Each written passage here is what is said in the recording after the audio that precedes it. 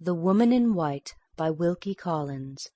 Read by David Barnes. Tim Bulkley, offbigbible.org. Track 21. The manner in which Mr. Fairley's narrative, and other narratives that are shortly to follow it, were originally obtained, forms the subject of an explanation which will appear at a later period. The story continued by Frederick Fairley, Esquire, of Limmeridge House. It is the grand misfortune of my life that nobody will let me alone.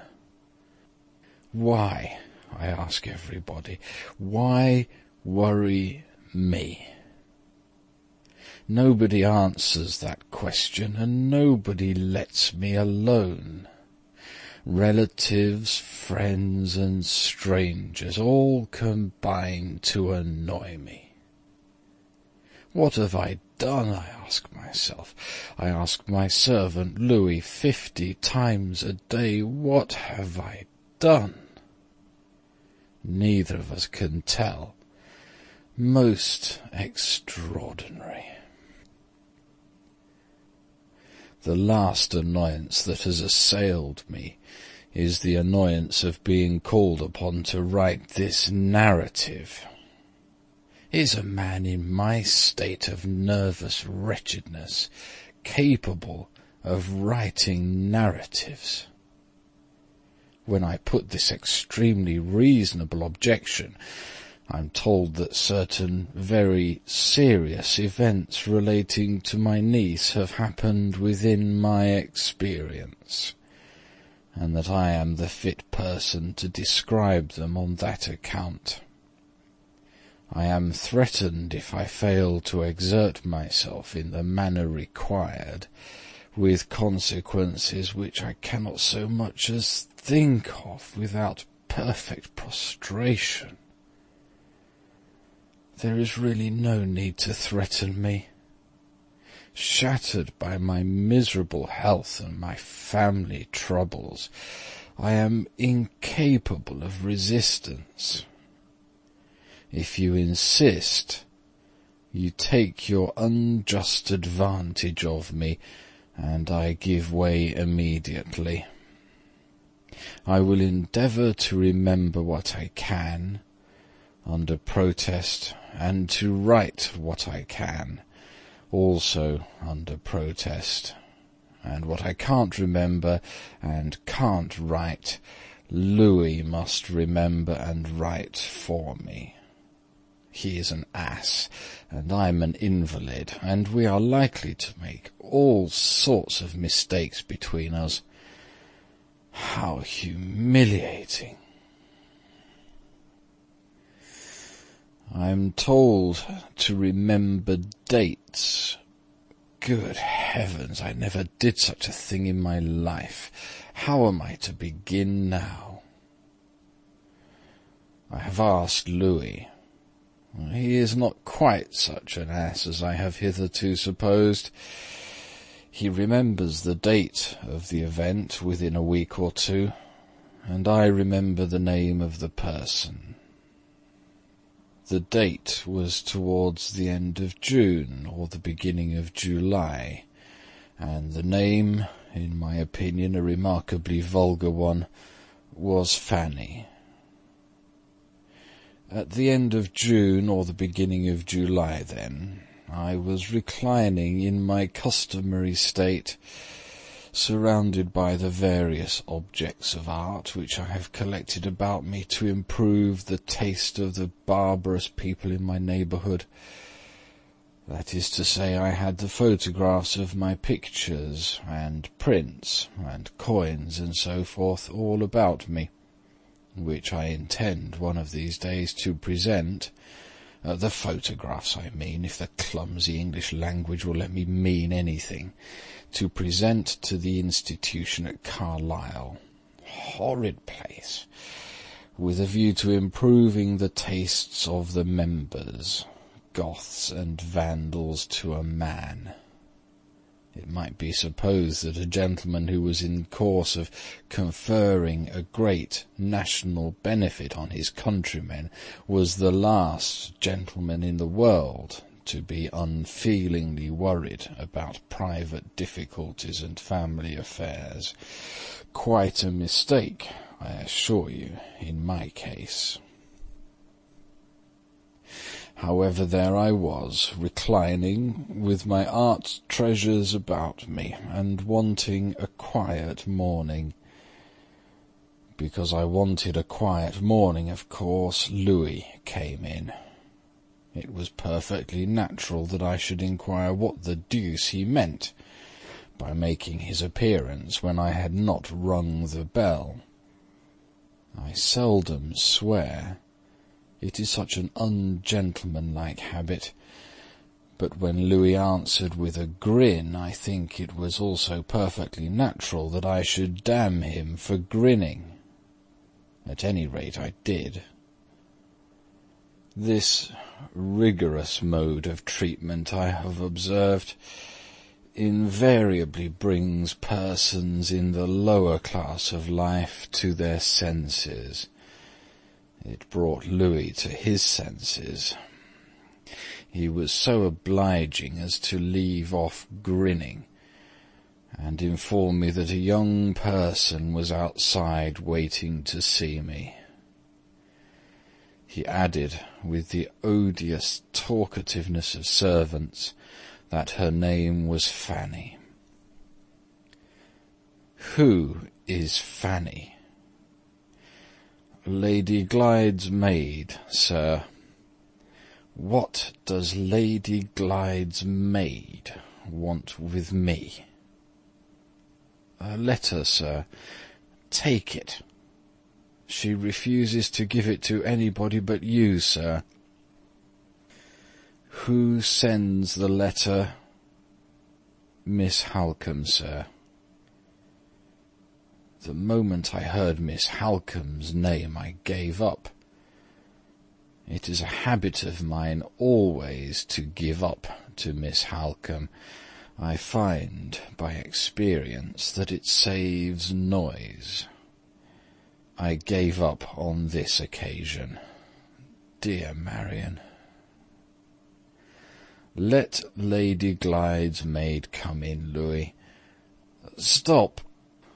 Do her shoes creak? I was obliged to ask the question. Creaking shoes invariably upset me for the day. I was resigned to see the young person, but I was not resigned to let the young person's shoes upset me. There is a limit even to my endurance. Louis affirmed distinctly that her shoes were to be depended upon. I waved my hand. He introduced her. Is it necessary to say that she expressed her sense of embarrassment by shutting up her mouth and breathing through her nose? To the student of female human nature in the lower orders, surely not. Let me do the girl justice. Her shoes did not creak. But why do young persons in service all perspire at the hands? Why have they all got fat noses and hard cheeks? And why are their faces so sadly unfinished, especially about the corners of the eyelids? I'm not strong enough to think deeply myself on the subject, but I appeal to professional men who are. Why have we no variety in our breed of young persons? You have a letter for me from Miss Halcombe. Put it down on the table, please, and don't upset anything. How is Miss Halcombe?" "Very well, thank you, sir."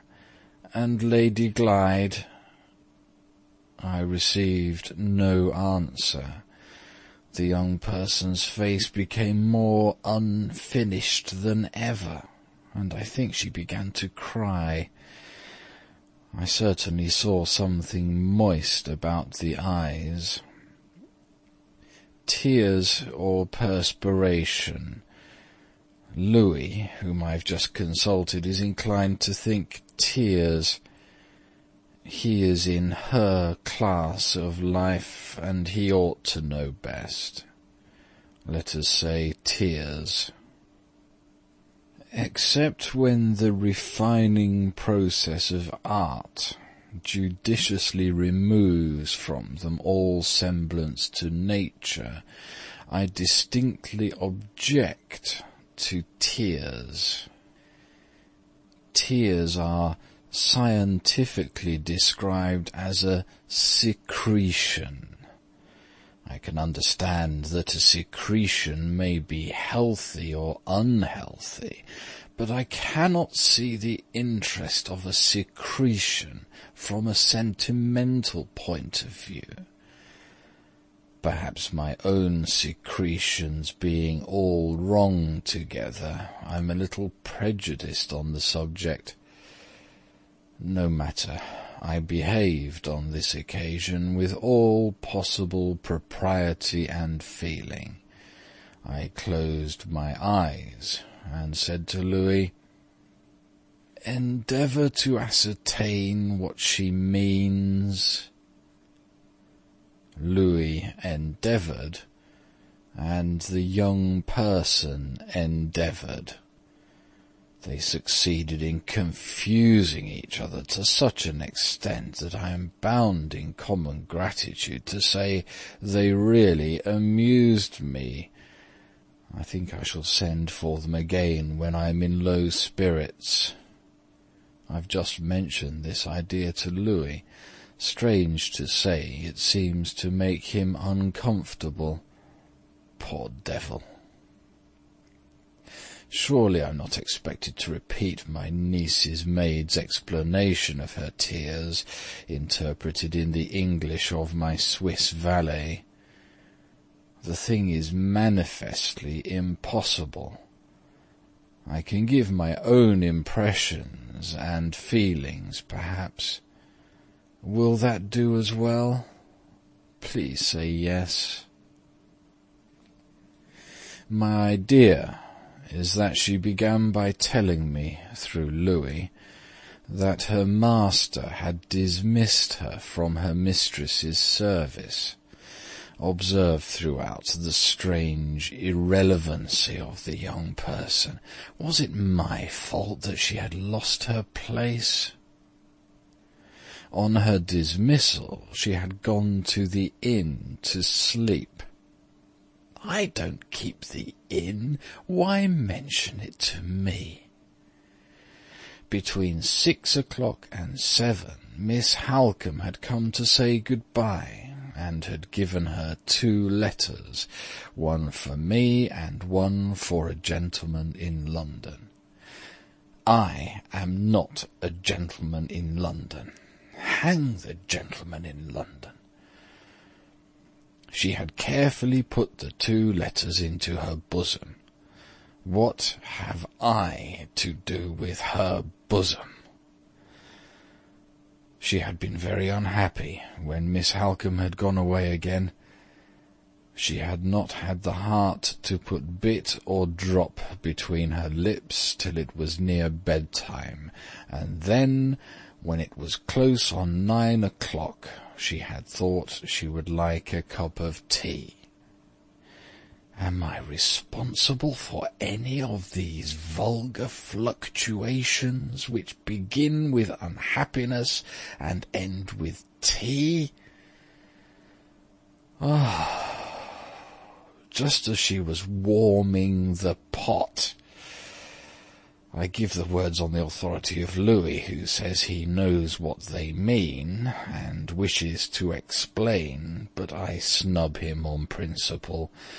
Just as she was warming the pot, the door opened, and she was struck of a heap, her own words again, and perfectly unintelligible this time to Louis as well as to myself, by the appearance in the inn parlour of her ladyship the Countess.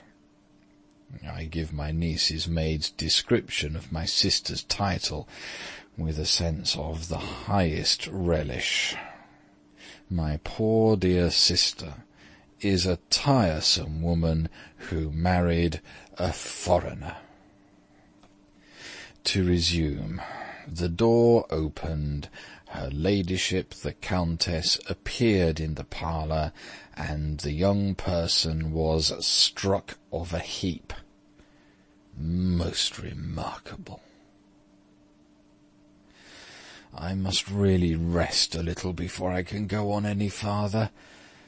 When I have reclined for a few minutes with my eyes closed, and when Louis has refreshed my poor aching temples with a little eau de cologne, I may be able to proceed. Her ladyship the Countess. No, I am able to proceed, but not to sit up. I will recline and dictate.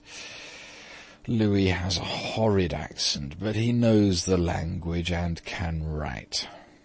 How very convenient. Her ladyship the Countess explained her unexpected appearance at the inn by telling Fanny that she had come to bring one or two little messages which Miss Halcombe, in her hurry, had forgotten. The young person thereupon waited anxiously to hear what the messages were, but the Countess seemed disinclined to mention them, so like my sister's tiresome way, until Fanny had had her tea. Her ladyship was surprisingly kind and thoughtful about it, extremely unlike my sister, and said, "I am sure, my poor girl, you must want your tea. We can let the messages wait till afterwards. Come, come, if nothing else will put you at your ease, I'll make the tea and have a cup with you." I think those were the words, as reported excitably in my presence by the young person.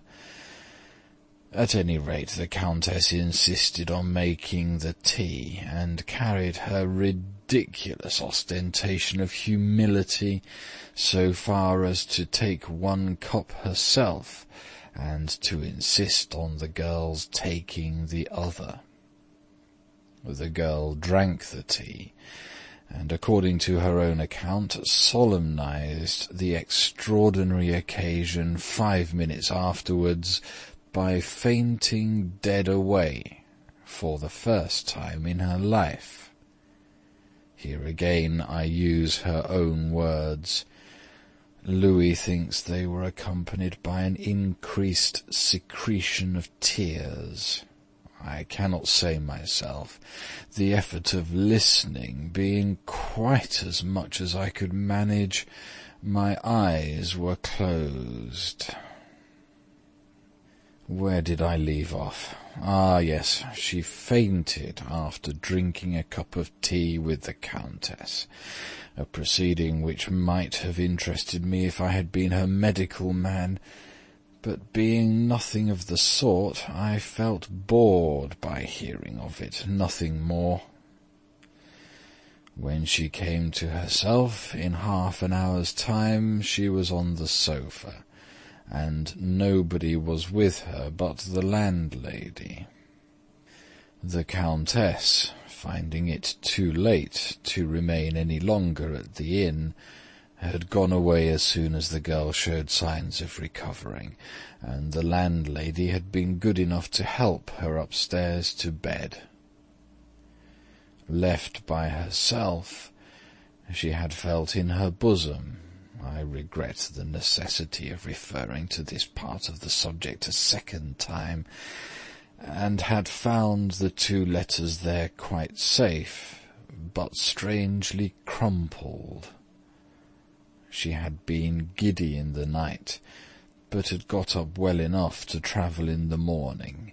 She had put the letter addressed to that obtrusive stranger, the gentleman in London, into the post, and had now delivered the other letter into my hands, as she was told. This was the plain truth, and though she could not blame herself for any intentional neglect, she was sadly troubled in her mind, and sadly in want of a word of advice. At this point, Louis thinks the secretions appeared again. Perhaps they did, but it is of infinitely greater importance to mention that at this point also I lost my patience, opened my eyes, and interfered.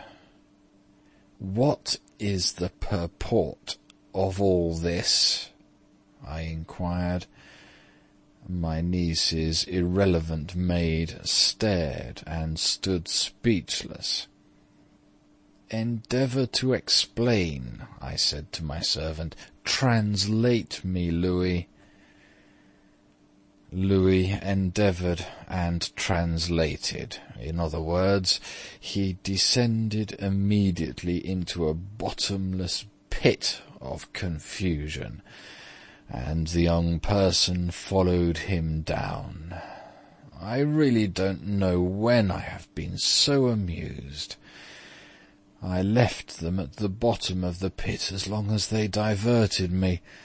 When they ceased to divert me, I exerted my intelligence and pulled them up again. It is unnecessary to say that my interference enabled me, in due course of time, to ascertain the purport of the young person's remarks. I discovered that she was uneasy in her mind because the train of events that she had just described to me had prevented her from receiving those supplementary messages which Miss Halcombe had entrusted to the Countess to deliver. She was afraid the messages might have been of great importance to her mistress's interests. Her dread of Sir Percival had deterred her from going to Blackwater Park late at night to inquire about them, and Miss Halcombe's own directions to her, on no account to miss the train in the morning, had prevented her from waiting at the inn the next day.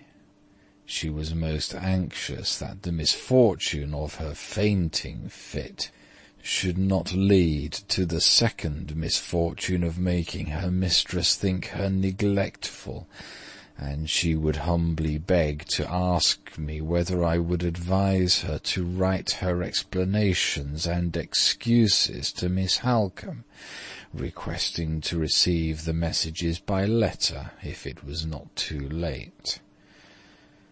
I make no apologies for this extremely prosy paragraph.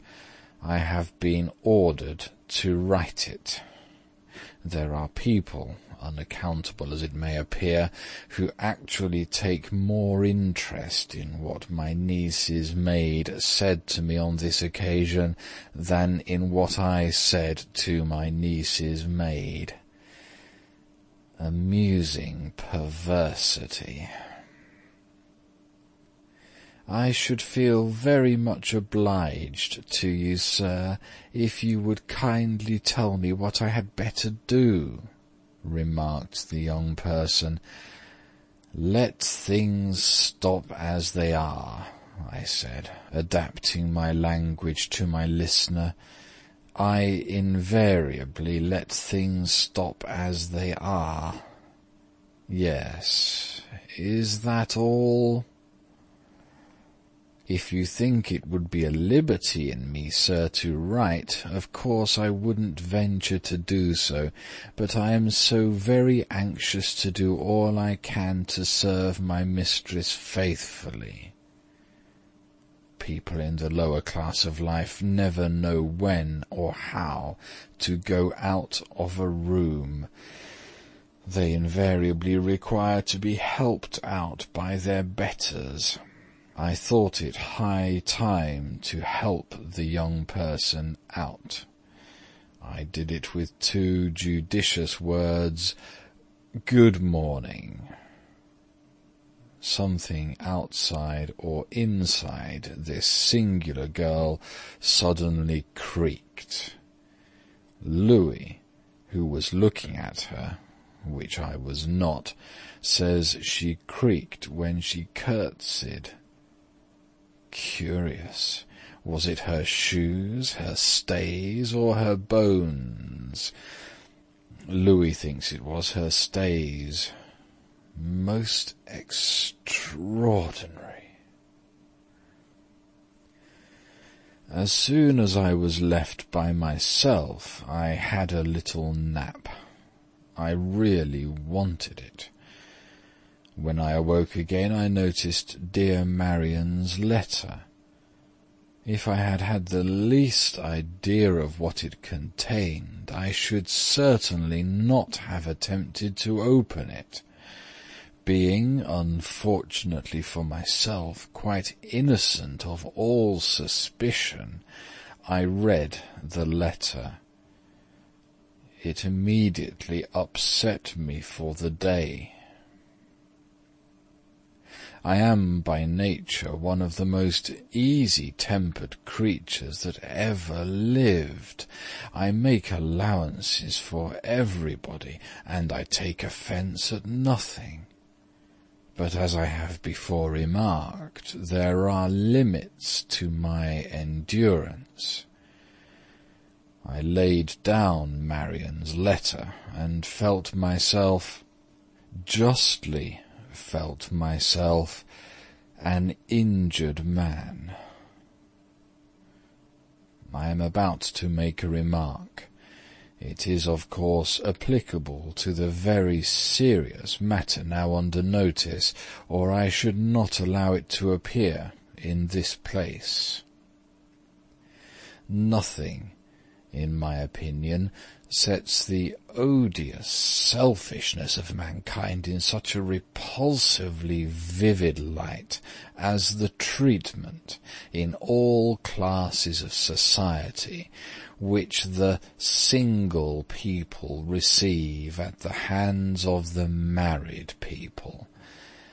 When you have once shown yourself too considerate and self-denying to add a family of your own to an already overcrowded population, you are vindictively marked out by your married friends, who have no similar consideration and no similar self-denial, as the recipient of half their conjugal troubles and the born friend of all their children. Husbands and wives talk of the cares of matrimony, and bachelors and spinsters bear them. Take my own case. I considerately remain single, and my poor dear brother Philip inconsiderately marries. What does he do when he dies? He leaves his daughter to me. She is a sweet girl. She is also a dreadful responsibility. Why lay her on my shoulders?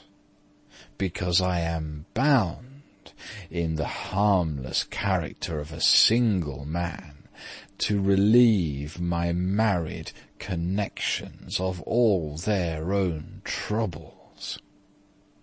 I do my best with my brother's responsibility. I marry my niece with little fuss and difficulty to the man her father wanted her to marry.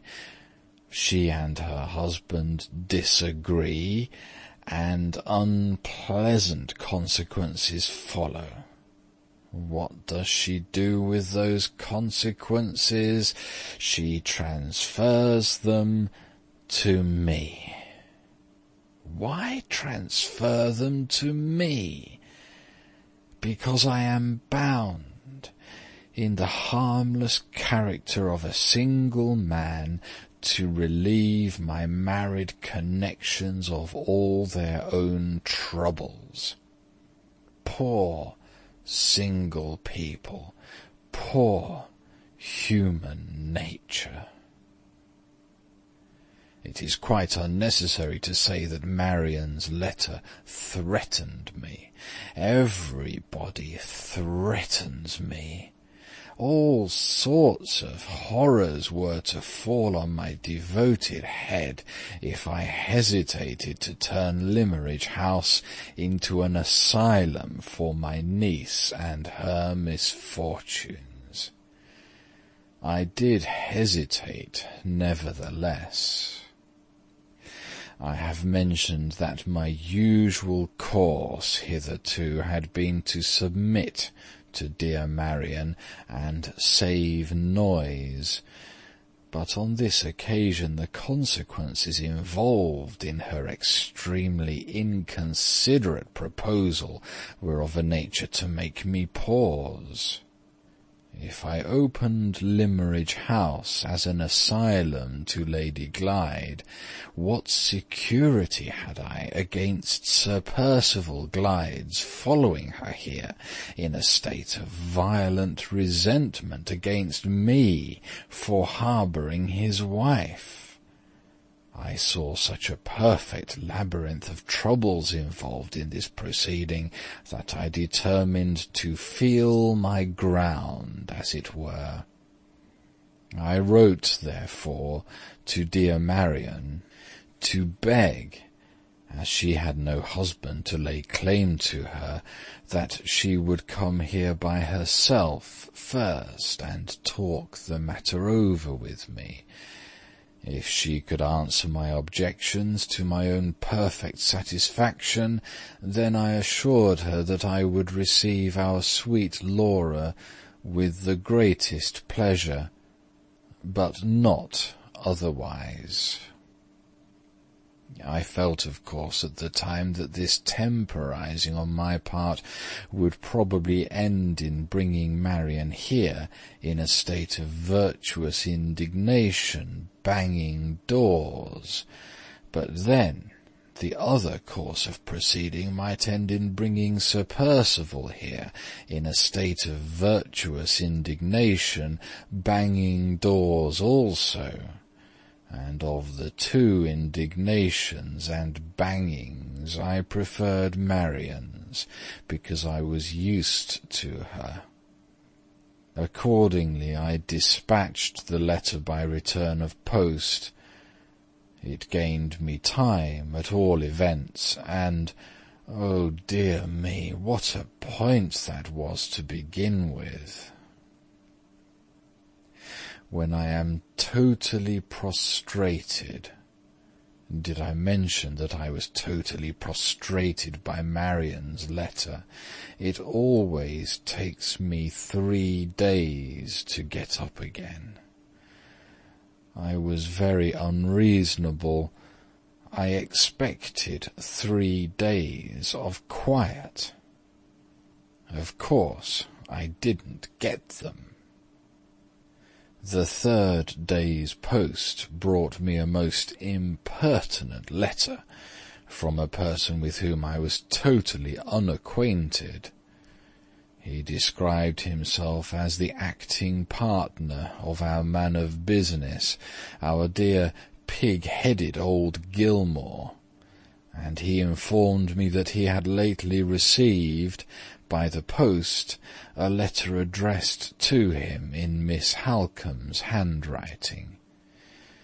On opening the envelope, he had discovered, to his astonishment, that it contained nothing but a blank sheet of note-paper. This circumstance appeared to him so suspicious, as suggesting to his restless legal mind that the letter had been tampered with, that he had at once written to Miss Halcombe, and had received no answer by return of post. In this difficulty, instead of acting like a sensible man and letting things take their proper course, his next absurd proceeding, on his own showing, was to pester me by writing to inquire if I knew anything about it. What the deuce should I know about it? Why alarm me as well as himself? I wrote back to that effect. It was one of my keenest letters. I have produced nothing with a sharper epistolary edge to it since I tendered his dismissal in writing to that extremely troublesome person, Mr. Walter Hartwright. My letter produced its effect. I heard nothing more from the lawyer. This perhaps was not altogether surprising, but it was certainly a remarkable circumstance that no second letter reached me from Marian, and that no warning signs appeared of her arrival. Her unexpected absence did me amazing good.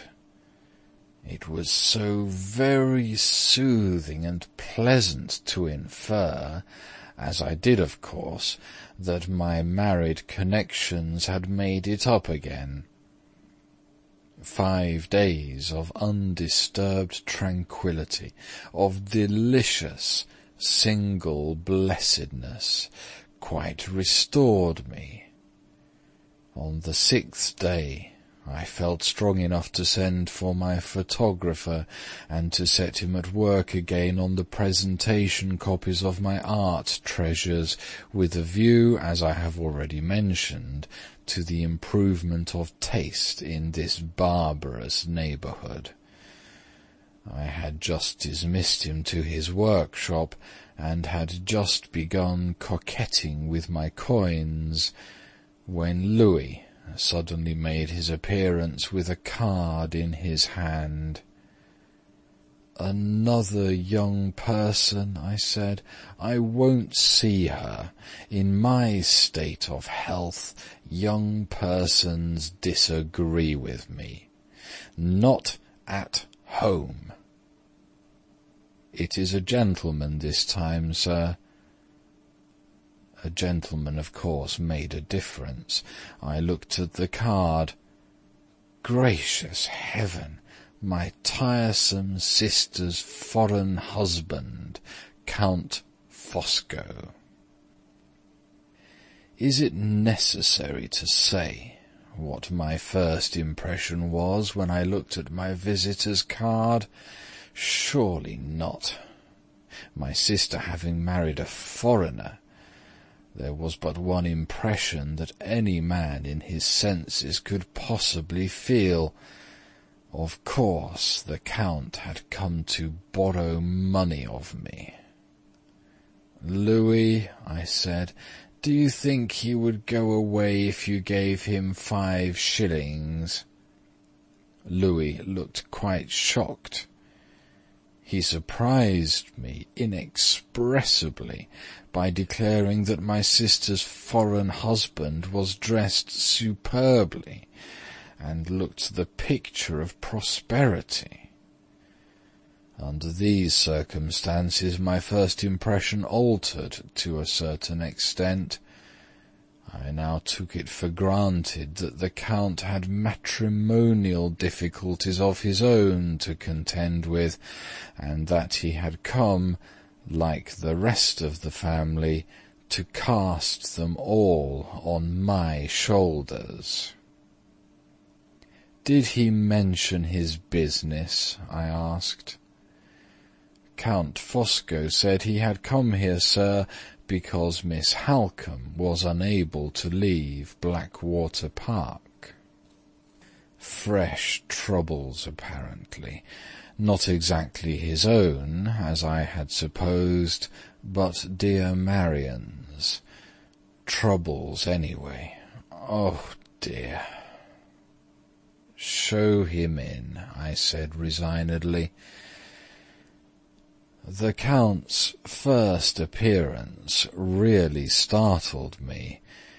He was such an alarmingly large person that I quite trembled. I felt certain that he would shake the floor and knock down my art treasures. He did neither the one nor the other. He was refreshingly dressed in summer costume. His manner was delightfully self-possessed and quiet. He had a charming smile. My first impression of him was highly favourable. It is not creditable to my penetration, as the sequel will show, to acknowledge this, but I am a naturally candid man, and I do acknowledge it notwithstanding. "Allow me to present myself, Mr. Fairley," he said. "I come from Blackwater Park, and I have the honour and the happiness of being Madame Fosco's husband. Let me take my first and last advantage of that circumstance by entreating you not to make a stranger of me. I beg you will not disturb yourself. I beg you will not move." "You are very good," I replied. "I wish I was strong enough to get up. Charmed to see you at Limmeridge. Please take a chair." "I am afraid you are suffering to-day," said the Count. "As usual," I said. "I am nothing but a bundle of nerves dressed up to look like a man." "I have studied many subjects in my time," remarked this sympathetic person, "among others the inexhaustible subject of nerves. May I make a suggestion, at once the simplest and the most profound? Will you let me alter the light in your room?" "Certainly, if you will be so very kind as not to let any of it in on me." He walked to the window. Such a contrast to dear Marian, so extremely considerate in all his movements. "Light," he said, in that delightfully confidential tone which is so soothing to an invalid, "is the first essential. Light stimulates, nourishes, preserves. You can no more do without it, Mr. Fairley, than if you were a flower. Observe. Here, where you sit, I close the shutters to compose you. There, where you do not sit, I draw up the blind and let in the invigorating sun. Admit the light into your room if you cannot bear it on yourself. Light, sir, is the grand decree of Providence. You accept Providence with your own restrictions. Accept light on the same terms." I thought this very convincing and attentive. He had taken me in up to that point about the light. He had certainly taken me in. "You see me confused," he said, returning to his place.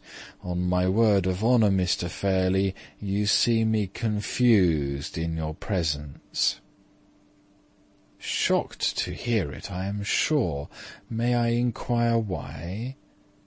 "Sir, can I enter this room, where you sit a sufferer, and see you surrounded by these admirable objects of art, without discovering that you are a man whose feelings are acutely impressionable, whose sympathies are perpetually alive. Tell me, can I do this?" If I had been strong enough to sit up in my chair, I should, of course, have bowed. Not being strong enough, I smiled my acknowledgments instead. It did just as well. We both understood one another. "Pray follow my train of thought," continued the Count. "I sit here, a man of refined sympathies myself, in the presence of another man of refined sympathies also. I am conscious of a terrible necessity for lacerating those sympathies by referring to domestic events of a very melancholy kind. What is the inevitable consequence? I have done myself the honour of pointing it out to you already. I sit confused." Was it at this point that I began to suspect he was going to bore me? I rather think it was. "Is it absolutely necessary to refer to these unpleasant matters?" I inquired. "In our homely English phrase, Count Fosco, won't they keep?" The Count, with the most alarming solemnity, sighed and shook his head. "Must I really hear them?" He shrugged his shoulders. It was the first foreign thing he had done since he had been in the room, and looked at me in an unpleasantly penetrating manner. My instincts told me that I had better close my eyes. I obeyed my instincts. "Please break it gently," I pleaded. "Anybody dead?" "Dead?" cried the Count, with unnecessary foreign fierceness. "Mr. Fairley, your national composure terrifies me. In the name of heaven, what have I said or done to make you think me the messenger of death?" "Pray accept my apologies," I answered. "You have said and done nothing. I make it a rule in these distressing cases always to anticipate the worst. It breaks the blow by meeting it half-way, and so on. Inexpressibly relieved, I am sure, to hear that nobody is dead. Anybody ill?" I opened my eyes and looked at him.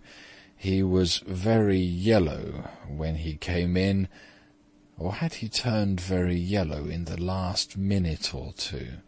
I really can't say, and I can't ask Louis because he was not in the room at the time. "Anybody ill?" I repeated, observing that my national composure still appeared to affect him. "That is part of my bad news, Mr. Fairley. Yes, somebody is ill." "Grieved, I am sure. Which of them is it?" To my profound sorrow, Miss Halcombe. Perhaps you were in some degree prepared to hear this. Perhaps when you found that Miss Halcombe did not come here by herself, as you proposed, and did not write a second time, your affectionate anxiety may have made you fear that she was ill. I have no doubt my affectionate anxiety had led me to that melancholy apprehension at some time or other. but at the present my wretched memory entirely failed to remind me of the circumstance. However, I said yes, in justice to myself. I was much shocked. It was so very uncharacteristic of such a robust person as dear Marian to be ill, that I could only suppose she had met with an accident, a horse, or a false step on the stairs, or something of that sort. "Is it serious?" I asked. "Serious beyond a doubt," he replied. "Dangerous, I hope and trust not. Miss Halcombe unhappily exposed herself to be wetted through by a heavy rain. The cold that followed was of an aggravated kind, and it has now brought with it the worst consequence, fever." When I heard the word fever, and when I remembered at the same moment that the unscrupulous person who was now addressing me had just come from Blackwater Park, I thought I should have fainted on the spot. "Good God," I said, "is it infectious?" "Not at present," he answered, with detestable composure. "It may turn to infection, but no such deplorable complication had taken place when I left Blackwater Park. I have felt the deepest interest in the case, Mr. Fairley. I have endeavoured to assist the regular medical attendant in watching it. Accept my personal assurances of the uninfectious nature of the fever when I last saw it." Accept his assurances! I never was farther from accepting anything in my life. I would not have believed him on his oath. He was too yellow to be believed. He looked like a walking West Indian epidemic. He was big enough to carry typhus by the ton, and to dye the very carpet he walked on with scarlet fever. In certain emergencies my mind is remarkably soon made up.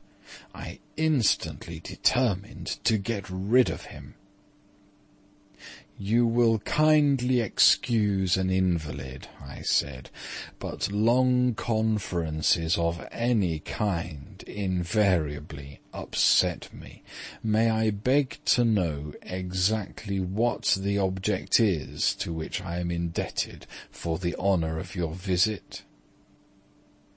I fervently hoped that this remarkably broad hint would throw him off his balance, confuse him, reduce him to polite apologies, in short, get him out of the room. On the contrary, it only settled him in his chair. He became additionally solemn and dignified and confidential. He held up 2 of his horrid fingers, and gave me another of his unpleasantly penetrating looks. What was I to do? I was not strong enough to quarrel with him. Conceive my situation, if you please. Is language adequate to describe it? I think not. "The objects of my visit," he went on, quite irrepressibly, "are numbered on my fingers. They are 2. First, I come to bear my testimony with profound sorrow to the lamentable disagreements between Sir Percival and Lady Glyde. I am Sir Percival's oldest friend. I am related to Lady Glyde by marriage. I am an eye-witness of all that has happened at Blackwater Park. In those 3 capacities I speak with authority, with confidence, with honourable regret. Sir, I inform you, as the head of Lady Glyde's family, that Miss Halcombe has exaggerated nothing in the letter which she wrote to your address. I affirm that the remedy which that admirable lady has proposed is the only remedy that will spare you the horrors of public scandal. A temporary separation between husband and wife is the one peaceable solution of this difficulty. Part them for the present, and when all causes of irritation are removed, I, who have now the honour of addressing you, I will undertake to bring Sir Percival to reason. Lady Glyde is innocent, Lady Glyde is injured, but, follow my thought here, she is on that very account, I say it with shame, the cause of irritation while she remains under her husband's roof. No other house can receive her with propriety but yours. I invite you to open it. Cool.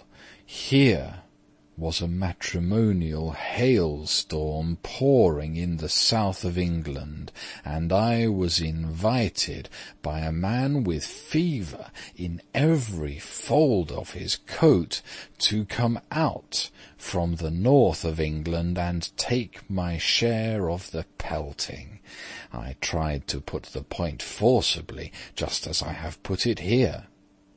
The Count deliberately lowered one of his horrid fingers, kept the other up, and went on, rode over me, as it were, without even the common coachman-like attention of crying "Hi!"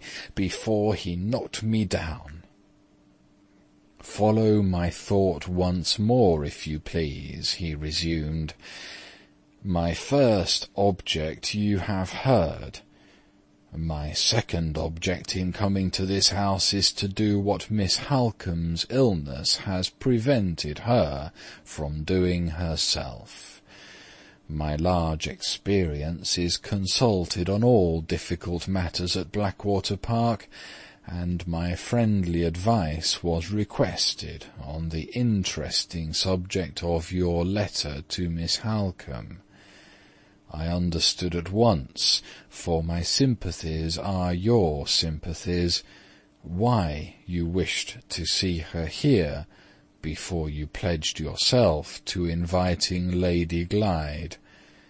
You are most right, sir, in hesitating to receive the wife until you are quite certain that the husband will not exert his authority to reclaim her. I agree to that. I also agree that such delicate explanations as this difficulty involves are not explanations which can be properly disposed of by writing only. My presence here, to my own great inconvenience, is the proof that I speak sincerely. As for the explanations themselves, I, Fosco, I, who know Sir Percival much better than Miss Halcombe knows him, affirm to you, on my honour and my word, that he will not come near this house, or attempt to communicate with this house, while his wife is living in it. His affairs are embarrassed. Offer him his freedom by means of the absence of Lady Glyde. I promise you he will take his freedom, and go back to the Continent at the earliest moment when he can get away. Is this clear to you as crystal? Yes, it is. Have you questions to address to me? Be it so. I am here to answer. Ask, Mr. Fairlie, oblige me by asking to your heart's content." He had said so much already in spite of me, and he looked so dreadfully capable of saying a great deal more also in spite of me, that I declined his amiable invitation in pure self-defence. "Many thanks," I replied. "I am sinking fast. In my state of health I must take things for granted. Allow me to do so on this occasion. We quite understand each other. Yes, much obliged, I am sure, for your kind interference. If I ever get better, and ever have a second opportunity of improving our acquaintance—" He got up. I thought he was going. No, more talk, more time for the development of infectious influences. In my room, too. Remember that. In my room. "One moment yet," he said. "One moment before I take my leave. I ask permission at parting to impress on you an urgent necessity. It is this, sir. You must not think of waiting till Miss Halcombe recovers before you receive Lady Glyde. Miss Halcombe has the attendance of the doctor, of the housekeeper at Blackwater Park, and of an experienced nurse as well. 3 persons for whose capacity and devotion I answer with my life. I tell you that. I tell you also that the anxiety and alarm of her sister's illness has already affected the health and spirits of Lady Glyde, and has made her totally unfit to be of use in the sick-room. Her position with her husband grows more and more deplorable and dangerous every day. If you leave her any longer at Blackwater Park, you do nothing whatever to hasten her sister's recovery, and at the same time you risk the public scandal which you and I, and all of us, are bound, in the sacred interests of the family, to avoid. With all my soul I advise you to remove the serious responsibility of delay from your own shoulders by writing to Lady Glyde to come here at once. Do your affectionate, your honourable, your inevitable duty, and whatever happens in the future, no one can lay the blame on you. I speak from my large experience. I offer my friendly advice. Is it accepted? Yes or no?" I looked at him, merely looked at him, with my sense of his amazing assurance, and my dawning resolution to ring for Louis and have him shown out of the room expressed in every line of my face. It is perfectly incredible, but quite true, that my face did not appear to produce the slightest impression on him. Born without nerves, evidently born without nerves. "You hesitate?" he said. "Mr. Fairlie, I understand that hesitation. You object? See, sir, how my sympathies look straight down into your thoughts. You object that Lady Glyde is not in health and not in spirits to take the long journey from Hampshire to this place by herself. Her own maid is removed from her, as you know, and of other servants fit to travel with her from one end of England to the other, there are none at Blackwater Park. You object again that she cannot comfortably stop and rest in London on her way here, because she cannot comfortably go alone to a public hotel where she is a total stranger. In one breath I grant both objections. In another breath I remove them. Follow me, if you please, for the last time. It was my intention, when I returned to England with Sir Percival, to settle myself in the neighbourhood of London. That purpose has just been happily accomplished. I have taken for 6 months a little furnished house in the quarter called St. John's Wood. Be so obliging as to keep this fact in your mind, and observe the programme I now propose. Lady Glyde travels to London, a short journey. I myself meet her at the station. I take her to rest and sleep at my house, which is also the house of her aunt. When she is restored, I escort her to the station again, and she travels to this place, and her own maid, who is now under your roof, receives her at the carriage door. Here is comfort consulted. Here are the interests of propriety consulted. Here is your own duty, duty of hospitality, sympathy, protection, to an unhappy lady in need of all three, smoothed and made easy from the beginning to the end. I cordially invite you, sir, to second my efforts in the sacred interests of the family. I seriously advise you to write, by my hands offering the hospitality of your house and heart, and the hospitality of my house and heart, to that injured and unfortunate lady, whose cause I plead today. He waved his horrid hand at me. He struck his infectious breast. He addressed me oratorically, as if I was laid up in the House of Commons.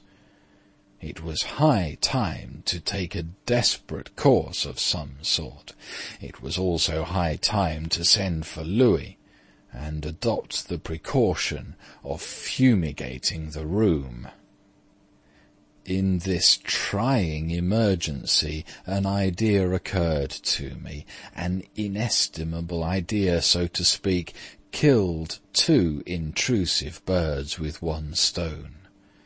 I determined to get rid of the Count's tiresome eloquence and of Lady Glyde's tiresome troubles by complying with this odious foreigner's request and writing the letter at once. There was not the least danger of the invitation being accepted, for there was not the least chance that Laura would consent to leave Blackwater Park, while Marian was lying there ill.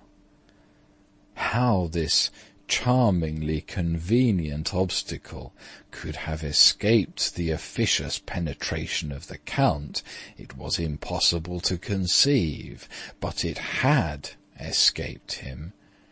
My dread that he might yet discover it, if I allowed him any more time to think, stimulated me to such an amazing degree that I struggled into a sitting position, really seized the writing materials by my side, and produced the letter as rapidly as if I had been a common clerk in an office.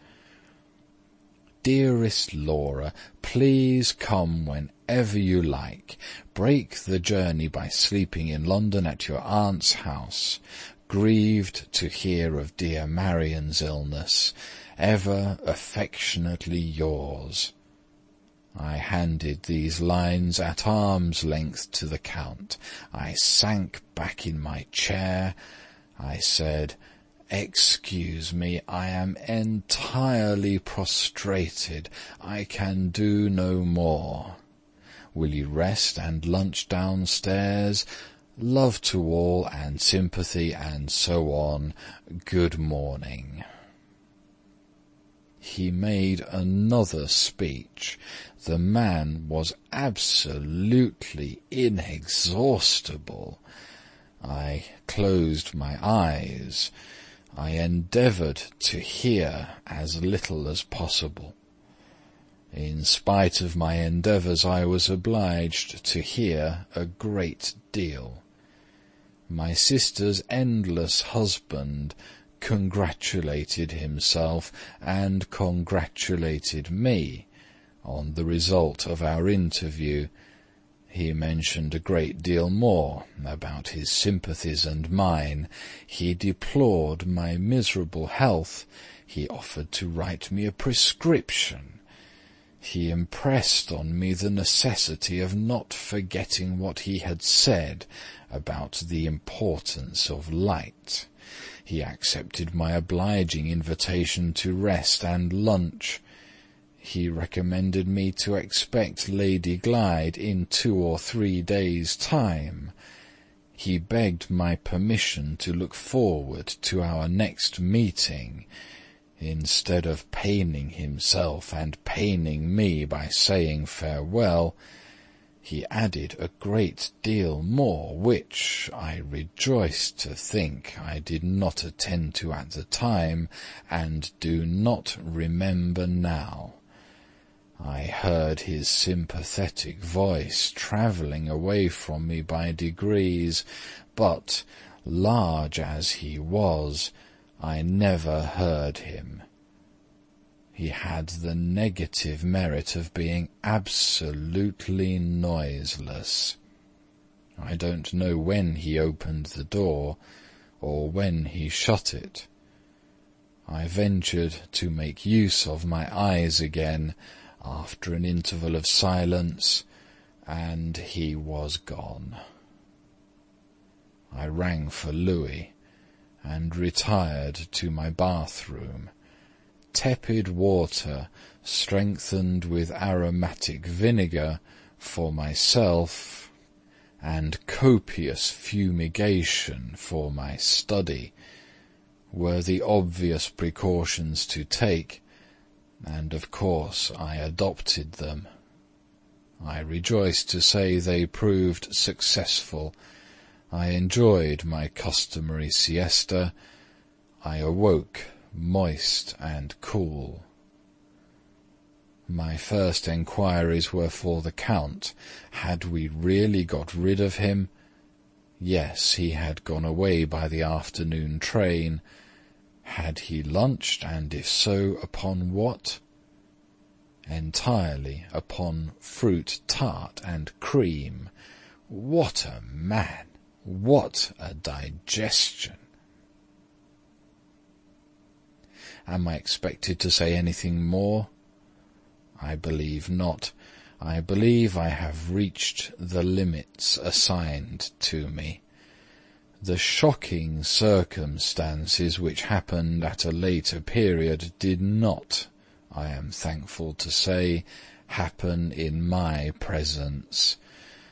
I do beg and entreat that nobody will be so very unfeeling as to lay any part of the blame of those circumstances upon me. I did everything for the best. I am not answerable for a deplorable calamity, which it was quite impossible to foresee. I am shattered by it. I have suffered under it as nobody else has suffered. My servant, Louis, who is really attached to me in his unintelligent way, thinks I shall never get over it. He sees me dictating at this moment with my handkerchief to my eyes. I wish to mention, in justice to myself, that it was not my fault. that I am quite exhausted and heartbroken. Need I say more? End of Track 21.